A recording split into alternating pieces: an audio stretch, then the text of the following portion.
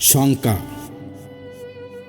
আজ আমি একজন এভিকালচারিস্টের গল্প বলবো, তোমরা শুনবে?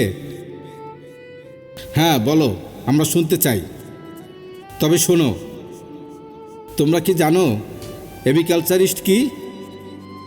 যারা পাখি পোষেন তাদেরকে সাধারণত এভিকালচারিস্ট বা পাখিপ্রেমী বলা হয়। আমি একজন পাখিপ্রেমীর কথা জানি, যার একটি ময়না পাখি আছে। তিনি পাখিটাকে খুব ভালোবাসেন, এতটা বেশি ভালোবাসেন যে তিনি সবসময় পাখিটাকে নিয়ে বিভিন্ন ধরনের শঙ্কায় থাকেন। তোমরা কি তার শঙ্কাগুলোর কথা শুনতে চাও?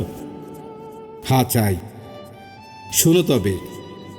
পাখিপ্রেমী লোকটা সবসময় পাখিটাকে তার বুকের ভেতর আগলে রাখতে চায়, তাকে আদর সোহাগ ও যত্ন করতে চায়, যাতে পাখিটা কোনো দিন তাকে ছেড়ে চলে না যায়। তার মনে সারাক্ষণ এই শঙ্কা কাজ করে, যদি কোনো দিন পাখিটা খাঁচা ছেড়ে দূরে কোথাও চলে যায়, যদি সে পাখিটাকে আর খুঁজে না পায়, তখন সে পাখিটা হারানোর শোক কি করে সামলায়? তখন যদি সে নিজেকে সামলাতে না পারে, যদি তাকে ভীষণ একাকিত্ব পেয়ে বসে, নিরানন্দ হয়ে যায় তার গোটা জীবন, তখন তার কি দশা হবে?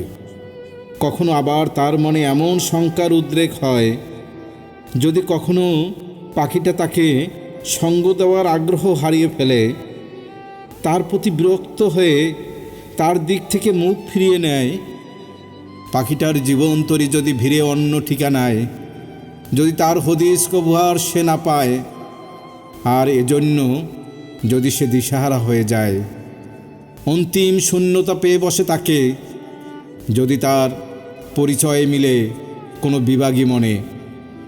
আমার সাথে ওই পাখিপ্রেমীর যখন শেষ দেখা হয়, তখন আমি জানতে পারি তার সারা অন্তরাত্মা জুড়ে পাখিটার বসবাস। সে কখনো তাকে ভুলতে পারবে না। যদি কোনো দিন পাখিটা হারিয়ে যায়, তাহলে পাখিটার অভাবে অশ্রুসিক্ত হবে তার দুচোখ, অসহনীয় কষ্ট হবে তার বুকে, হৃদয়ে বিদগ্ধ বেদনার সুর বাজবে। সে আরও বলল, পাখিটাকে সে আজীবন ভালোবাসবে। পাখিটার জন্য তার অন্তরে যে মায়া জন্ম হয়েছে, সেই মায়া নিয়ে সে কাটিয়ে দিবে তার বাকিটা জীবন।